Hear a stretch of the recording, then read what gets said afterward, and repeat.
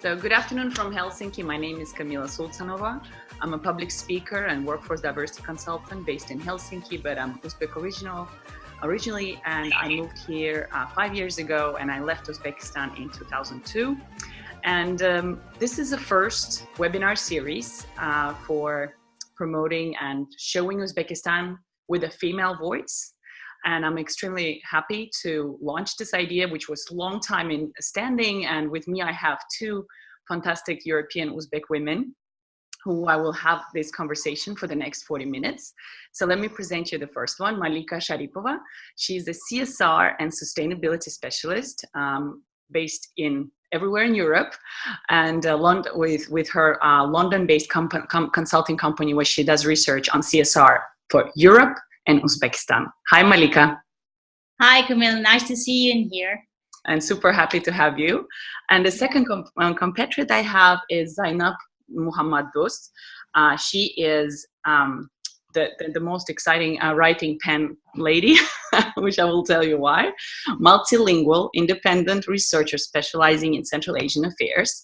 She writes a lot of different investigating and deep dive articles on Uzbekistan Analytics, and also an editor on what is it called? Central Asian Analytical Network and Uzanalytics. Did I get this right, Zainab? Yeah, that's correct. Editor for Uzanalytics and Central Asian Analytical Network. Thank you. Thanks. I'm super happy to have you as well. Likewise. Thank you for inviting me. Yes. So, this is the first webinar series. It's a test, but I wanted to kind of give a little intro to Uzbekistan for everyone who's listening. Uzbekistan is in Central Asia. It's a 32.8 million people nation. It is situated between Kazakhstan and Afghanistan, and very much now that we are from Uzbekistan, we're very much focused on what's happening last 3 years, where Uzbekistan is opening up. And I have some statistics, having a webinar series called Uzbekistan with a female voice, is that we have obviously 51% women, if not more. And we have, if you look at different indexes, we are number 106 in Human Development Index. And doing business, we are 74th among 190 countries. We're looking at the population. We have 70% are young people under age 25, and we have 50.5 women are at work in comparison to 73.6% men. So there's a lot of work to do, and this is what I thought, just to hear and have a nice conversation of the deep-seated issues that really matters to all of us. So if I can start with Malika and Zainab, what is it to be a woman in Uzbekistan in 2019? Yeah, well, 2019. Well, depends what kind of a woman you are. Depends if you're educated or not. Depends on what region you live within Uzbekistan. Depends on your social status, if we may say like that. Depends on the people, on your environment. So it really depends how you feel yourself as a woman. If you ask my personal opinion, like how I feel as a woman, it's a bit controversial, because with me, I feel empowered. I feel that I can do something, and I feel that I have the voice, but it's all because I have the right situations, I have the right family, let's say, I have the right education, or I have the right people around me, let's say. But I cannot say the same about all women in Uzbekistan, unfortunately, because we have like a different situation in here. We have traditions, we have let's say religious views, we have a situation in the country that needs some kind of fixing, that needs some kind of a change in order to give some power to women. How long have you been away from Uzbekistan? When did you leave? Well, I've studied in UK for a year. I've studied in France for a year. I've been living in Pakistan for 5.5 years. I've seen many, I traveled, I lived in many countries in Europe as well. So I may say I have really, really controversial experience when you compare, like, not the worst case, but in terms of women empowerment, the worst case we can say Pakistan, right? I'm not saying that this country is bad, but in terms of the gender equality, right? Okay. And the best case, one of the best cases, we may say France. Women are really, really empowered in there. They're really powerful, and they are very strong, opinionated women. So I can compare, having those both let's say very different views, yeah, with Uzbekistan. I think I can make the just opinion about what's happening in Uzbekistan and what's the situation with women in Uzbekistan. Right. I will come back to you because I know that you are in Tashkent right now. Yeah. So I want to. Right now I'm in Tashkent. Yeah. Thanks. And Zaynab, to you, what is your take on a woman in Uzbekistan today? Sure. Well, I would say that I obviously haven't been in Uzbekistan for a while because I'm based in London now. But I do follow the news and I do research on the region because it's just my, personal affection and to Uzbekistan in particular. So what I've noticed, obviously, and like everyone does, is that the average position of an Uzbek woman is rather controversial. It is the one of being all good on the paper. When it comes to law, we have it on the woman's side, but when it comes to practice, unfortunately, it's far from perfect because it means you have to basically you have a contrast between the law, which is cool, with the reality, which is less than desired. And women do struggle, obviously, because they are often expected to act and behave in a certain way, which is not necessarily what they would like to do if they had the freedom to. And this is something that obviously concerns all of us because we want our daughters, our relatives, and ourselves to be happy, yet we have to always fight and try and prove our position to others, saying that, well, actually, guys, we're also worthy and we can be educated, we should be educated, we should work, we should be happy, so that it will make you guys happy as well. Yeah, I mean, we're all, what I think really unites us a lot of, I know at least 50 plus women across the world who are extremely powerful and really caring about Uzbekistan and inspiring in so many ways, becoming these, the new generation of role models, which is badly needed for our young boys and girls. And coming back, I still, I work with youth engagement. I inspire young boys and girls to get their voice, and voice is power. And I see the same messages from them coming to me on my Telegram daily. First is that I'm not, allowed to study, or my contract is too expensive, so my parents say quit.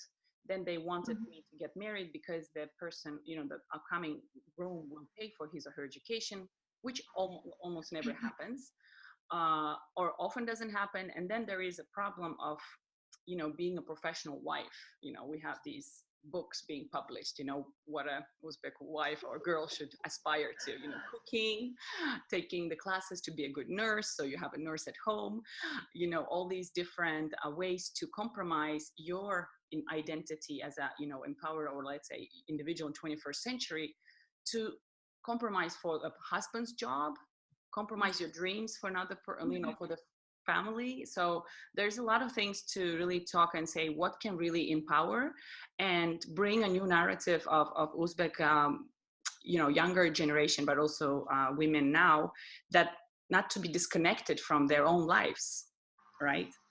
So what are we thinking here, that why, what are the problems that we face in, our culture, our traditions, facing our modern times? What do you see reappearing? Right. Well, I may start with the traditional views, right? Where the role of a girl, of a woman, let's say, is limited, as you say, by being a housewife, good daughter, good wife, good housewife, or being a good in-law, like daughter-in-law, killing, they say in Uzbekistan, right? Mhm. As you said, in many books that are published for girls, we can see different opinions, or let's say teachings where they teach girls or women to be a good housewife or a wife, or a daughter, or and etc. But not grow as a person, as a personality, not guiding them to find their inner, let's say, maybe a talent, maybe some individual, Potential to get their own potential. personal, Yeah, personal agency. yeah. Like, Unfortunately, like when you look at the families, even the traditional Uzbek families, the boys are more preferred, unfortunately, than the girls, and more attention is given to boys, to the boys' education, so that the all, let's say, all, not power, the all attention is given to the boys' education rather than the girls, because girls are considered, let's say, um, in Uzbek they say brownie hasma. It means like the girls are like somebody's they're property. giving, huh? Somebody's property, or some kind of, yeah, which is which is very, very insane. Wrong. Yeah, it's very it's not even funny. It's wrong. the girls who are experiencing this, it's not funny. Yeah, of course. Absurd. Of course, it's absurd. Yeah. This is the book that I bought in February in Karshi, Kızlar Kitabı, so a girls' book, and it's all about, compensating patriarchic view of what the woman should do, and to foster this, the traditional view that, there's, and it's really clashing with the state imposed, gender equality, developments and aspirations. So on the other hand, the other book is really interesting, is The New Woman in Uzbekistan, which is quite written by Marianne Kamp, Islam Modernity Unveiling Under Communism, which is a nice historical input. So where are we, how we got here with culturally, imposed cultural revolution in the late 20s, early 30s, and how is that really giving us, is it giving us a stimulus today, or is it really like now we want to push back? What is your take, Zaynab, on this? Sure. Well, going back to traditions, obviously, we have to take into account that Uzbekistan is an example of a patriarchal society, right?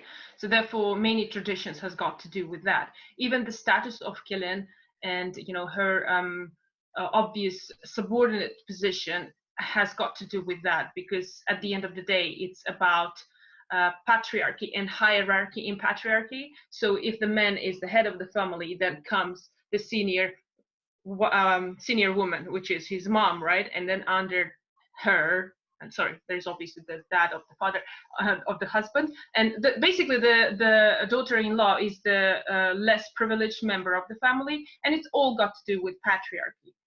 So and this is something that many people have been trying to change, and this is not news. It has been happening in Uzbekistan and Central Asia for a while. There's always a modernist wave, maybe not necessarily a very strong one, but which is trying to advocate equality and promotion of girls' rights and women's rights. But they are obviously fighting with a massive wall of misunderstanding from the society as a whole, which thinks that this has got to do with our identity and our values, which they think has got to do with the tradition to be preserved. All right. So and this is something that we will have to work on if we want to, by spreading the message and explaining how not necessarily all traditions may be necessarily constructive, or maybe even good. So that's one. And as for your question, Camille, you said, how do we move forward, right? That's a very philosophical question, and there are obviously many ways and many ideas about it. One of them is obviously, it's been put in practice as well by many active females in Uzbekistan and abroad. It's about men engage. So they try to get the men on our side, trying to make them talk about it. This is obviously a good thing, because patriarchy is about men. So if males do understand that we actually all benefit when girls are empowered, that's definitely a good thing. there's a bit of controversy there as well, because last year, I don't know, guys, if you remember, there was a UNICEF video which had a few prominent men speaking about girls' rights and the need to empower girls. And then there was a bit of a criticism from independent researchers and human rights activists and journalists saying, oh, how come it's men talking about it, right? Like, we're talking about girls' rights, how come it's men again? So it's like a thin line between men engaged and protecting women, again, protecting, or men engaging and helping women to get where they want to be, right? So I think it's a very controversial one. We're not here obviously to say this is right or wrong, but I'm just saying that we're still at the stage where we still need mentors and protectors in order to be empowered. And this is obviously showing the stage of the development. And it would be nice one day not to have the need in male voices in order to protect ourselves. We need to have the voices of females which are enough, and where we will not need to have, you know, two guys and when there's two girls, so that to make an statement objective. This has got to do with tradition. It may have to partially be maybe it's related to religion as well, if you can remember, you know, when the witnesses of 4 women is equal to a witness of of evidence by 1 man, right? So we obviously have to work with that, because we're not living in the 7th or 8th century anymore. And hopefully it's going to change by very, very thorough campaign in the media, on TV, hopefully with state support, but also public support. I mean, I actually liked that campaign last year, because I know that there is hasn't been so much support from men at all, right? I mean, even I phrased my own story when I did a TED talk. I was writing my speech, and it's, you know, talking about how I left I left Uzbekistan because I didn't feel I belong in my own society, that there's no space for me to be with the dark skin. I need to have white skin. I had too big nose, and I had too much smiling face, you know, persona to fit for the modest Uzbek girl. And then I was like, that narrative, I was allowed to study.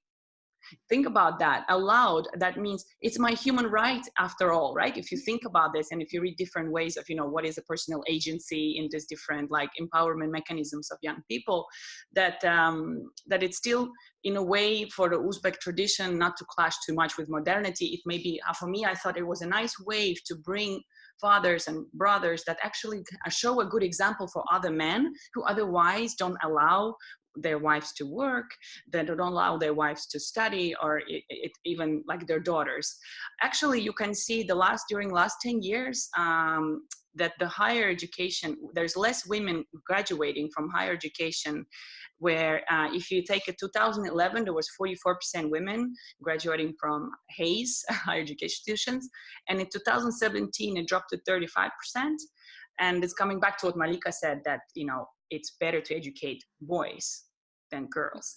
But how we go about this, you know, it's not just about education, but also creating jobs. And I personally see how my empowerment really followed up into myself with my economic empowerment. When I started making my own money back when I was a student, it was the most liberating thing, not to say to my parents, you know, I decide my own life, but really to have your own choices and recognize, hey, I can change my life as I want, because I'm making my own money, I pay my own bills, right? And how do you think that could be, you know, if to channel the good energy which there is, which is happening now? Or do you think there is that channel of good energy with the new gender equality law? You know, there's fight for investment campaigns. What do you think is now going to happen? There's definitely there's definitely an element of more freedom of speech, if I may say it, you know, after the change of government in Uzbekistan. So it's a good thing for sure, because people do speak up, and we hear many voices talking about the problem and talking about the issues like domestic violence. 2 laws have been passed. One is against domestic violence, and the other one is to strengthen the equality of men and women. Yeah. It did not go without some debates and even objections to it, saying how come we women to be equal to men. They saw, some people saw it as a bad thing because they all see it as something bad for them. Until now, we think that, well, we think, when I say Uzbek society thinks that feminism is bad, you know, and then feminists actually have to explain, actually feminists are not bad. We're not against women, against men. We're pro-woman and we're pro-men. So we're still at this stage here, but with the more open media and more discourse happening, I think there's a bit of more awareness now.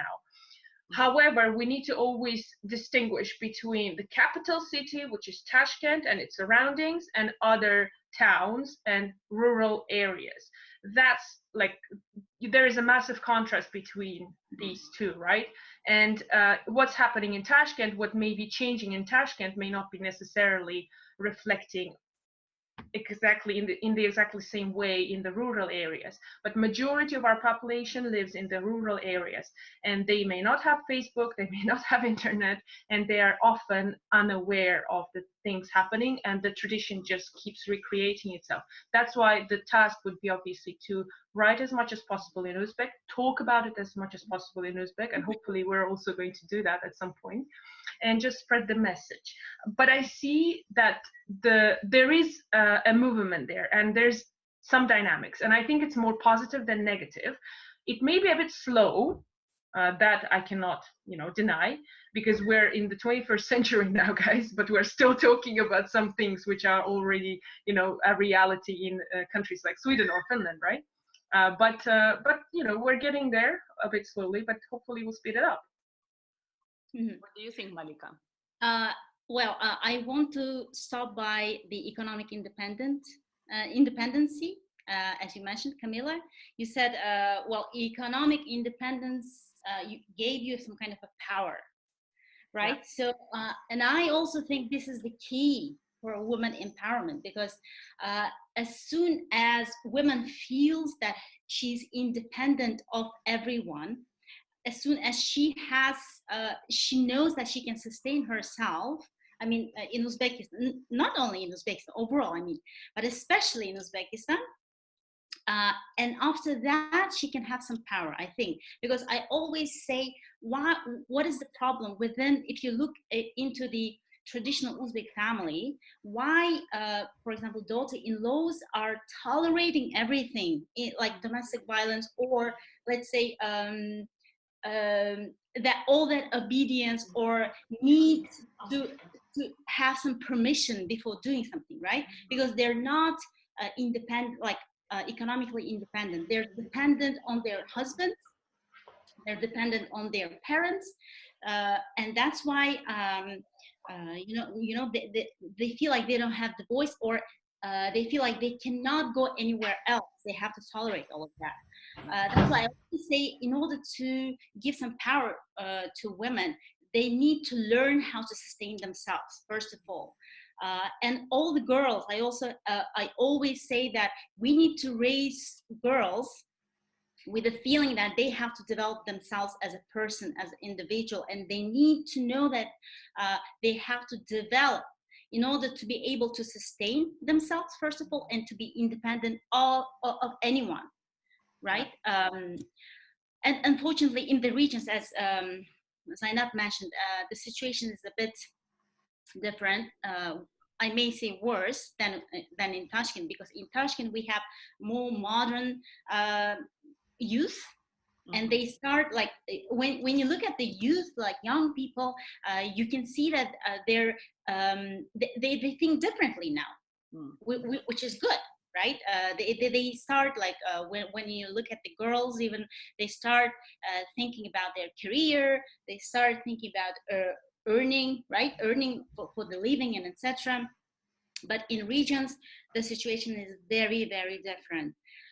They still are, like, women are considered as, let's say, housekeepers, right?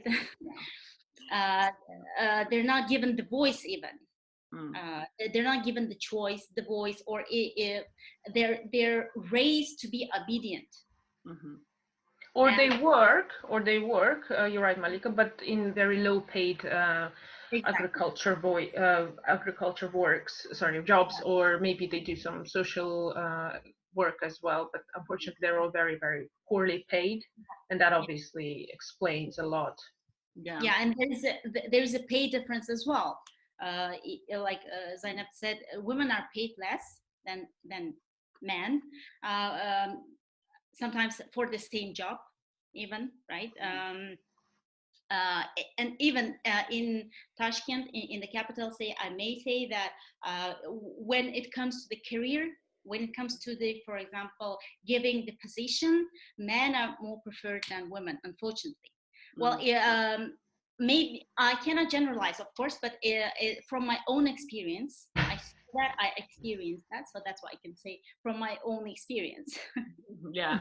I think that, I mean, there's two clashes. One with the modernity and traditions.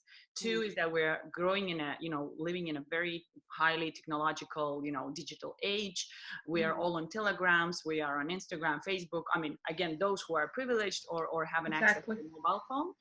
And I noticed two things. That one is that still traditionally, if you're born a girl, you are born to be guilty.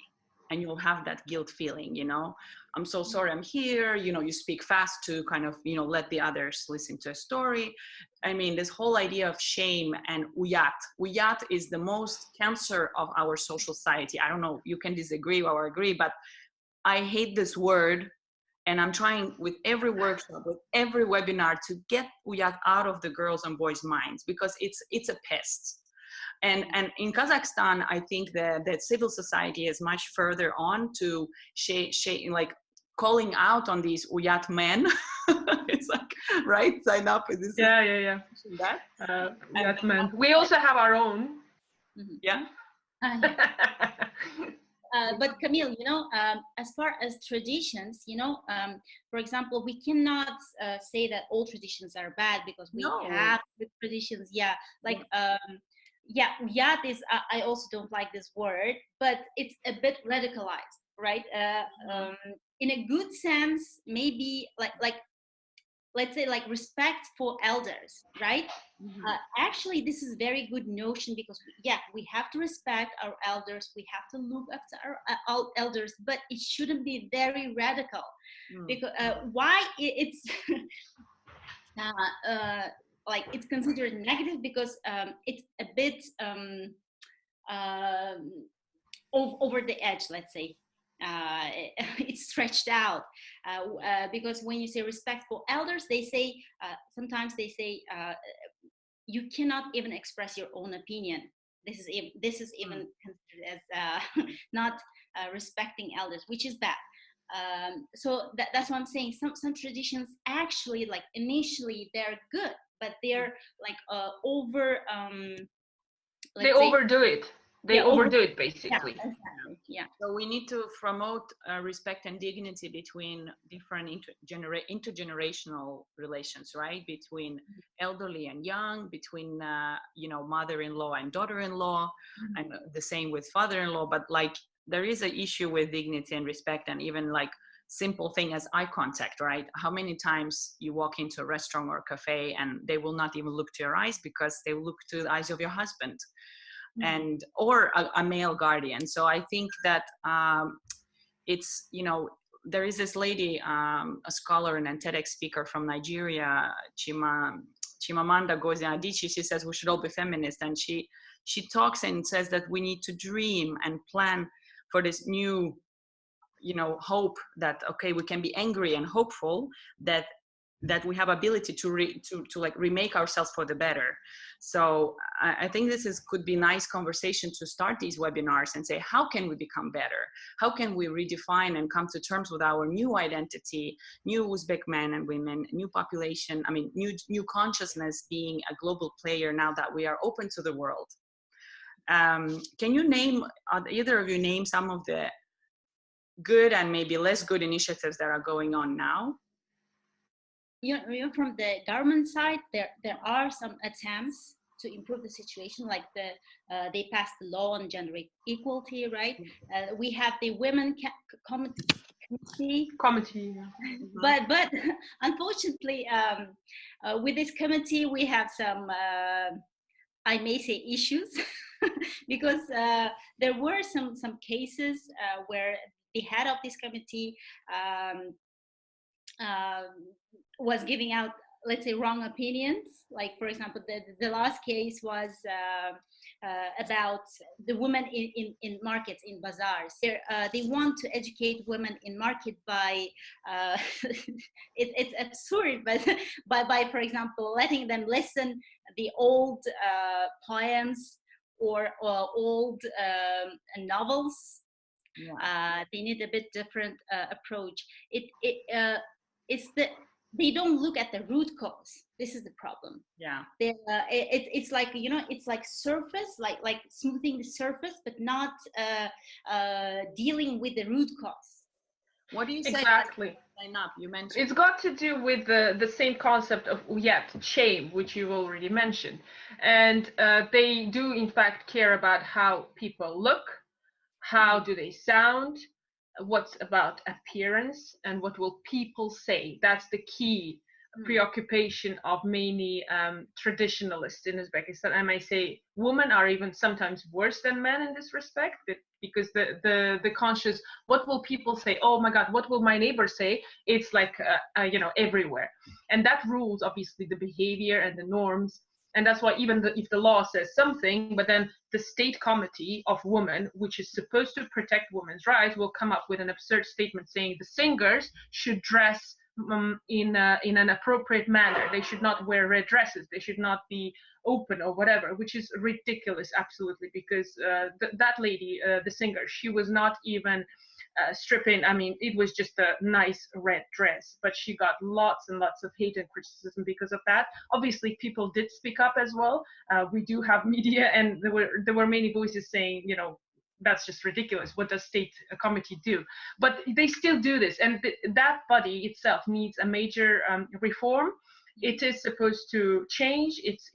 When it changes its techniques and tactics and the mindset, and hopefully hire a good communication manager, it's gonna work out. Okay. I mean, there is also that list of 23.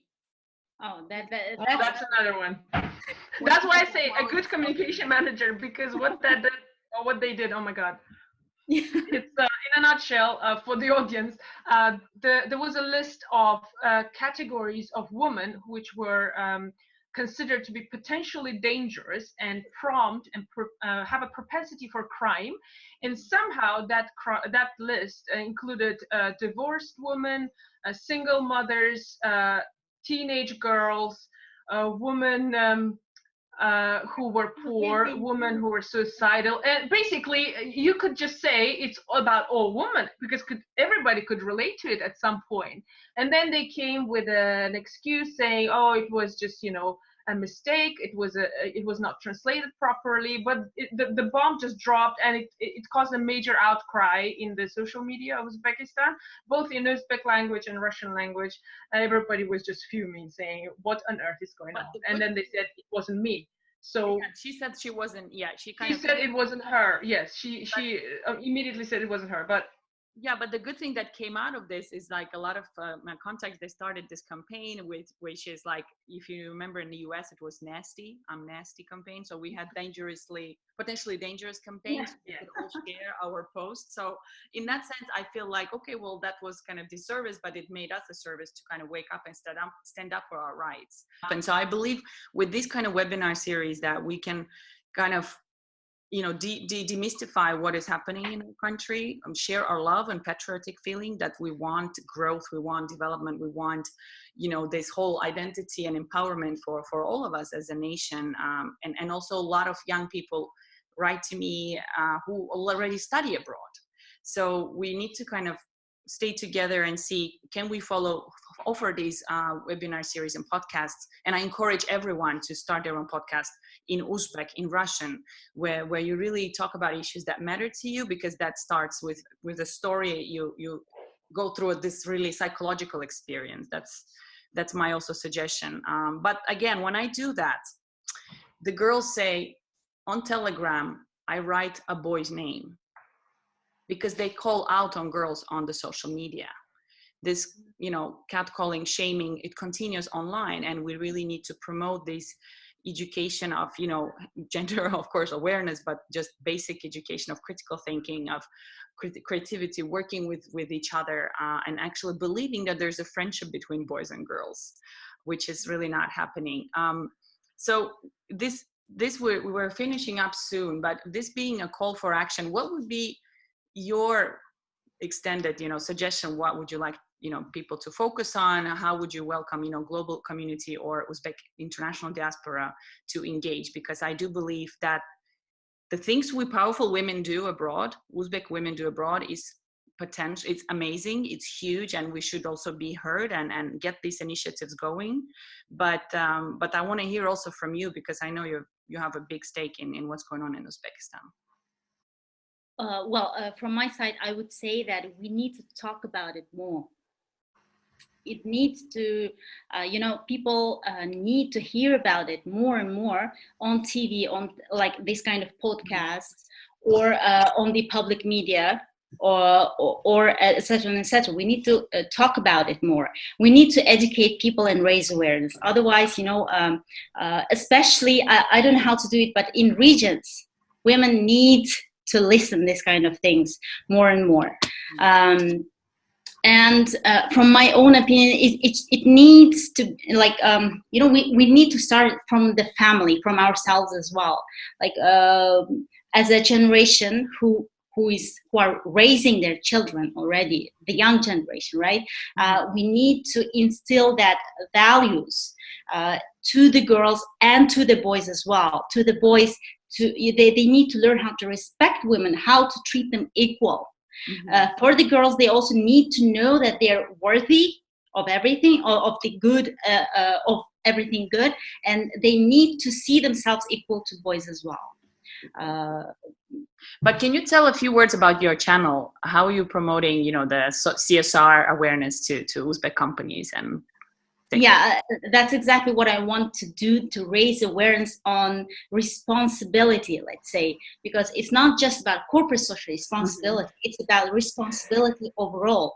I started this Telegram channel in order to raise awareness among Uzbek-speaking population and Russian-speaking, and I'm talking about different issues.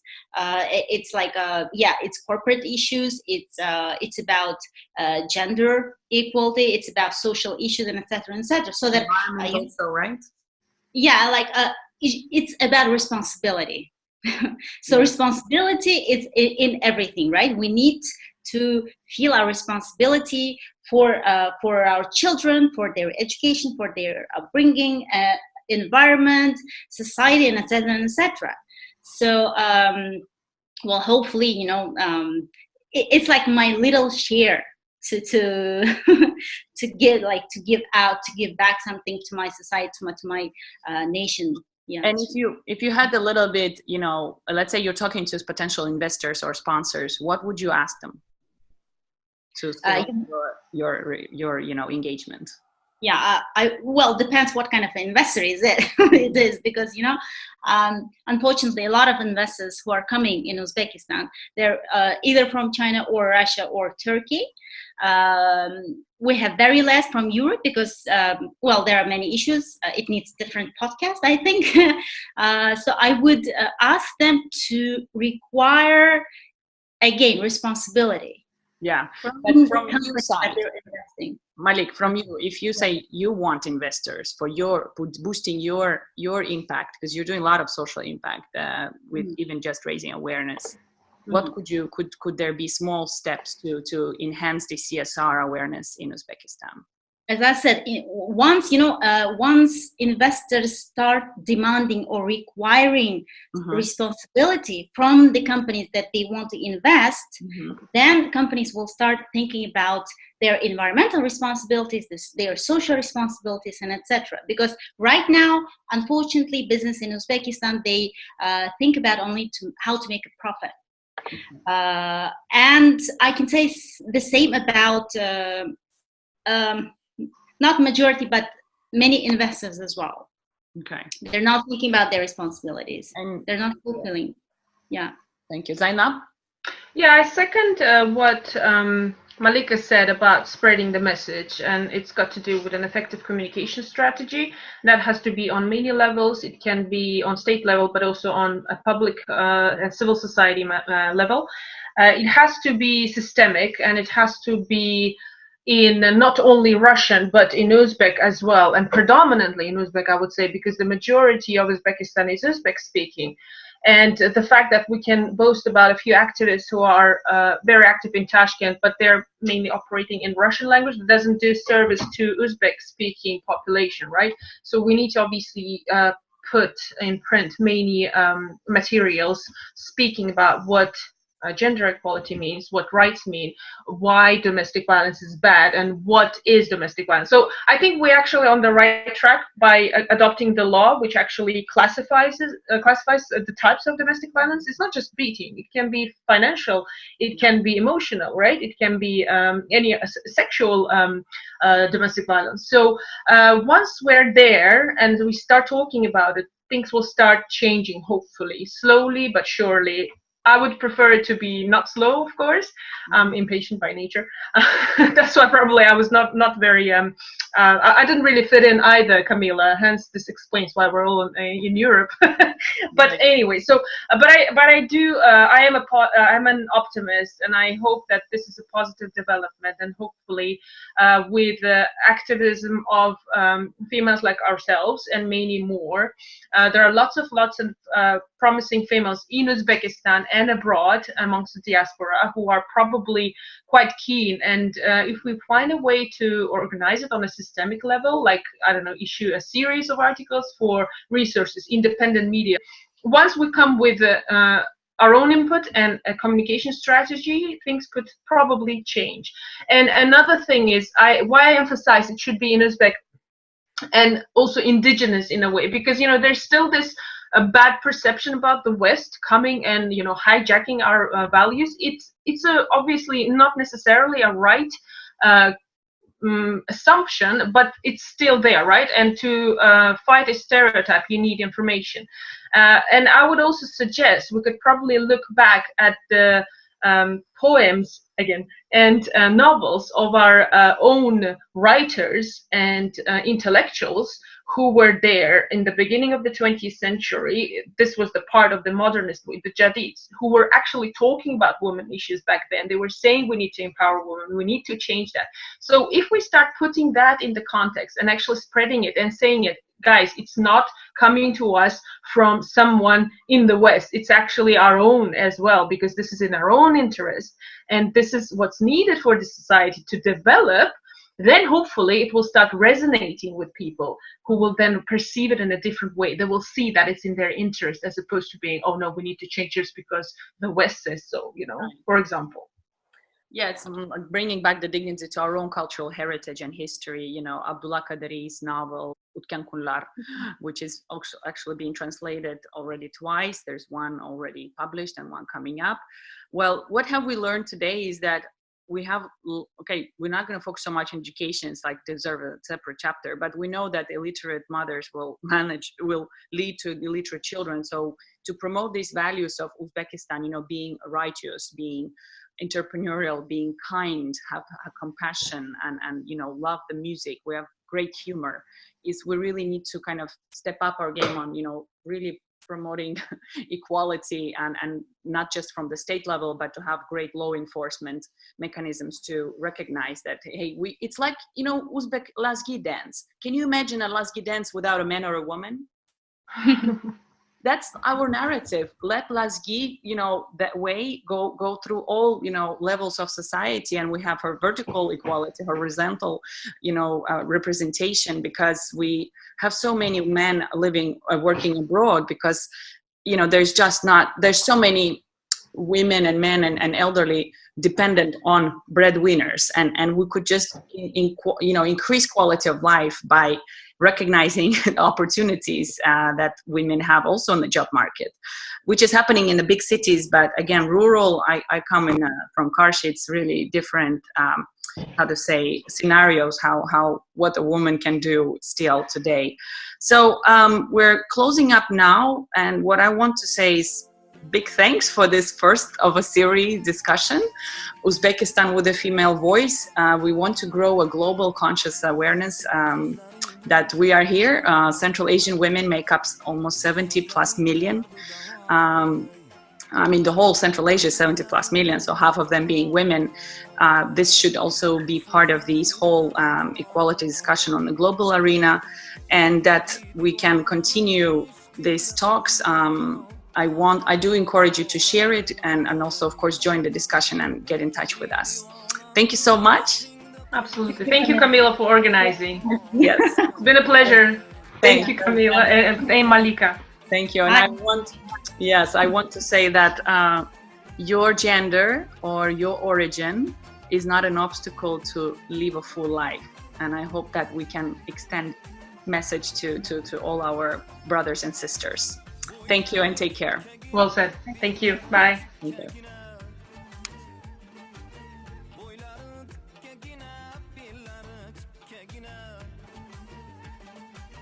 Akli bilde tutar yüreğim çirtmegine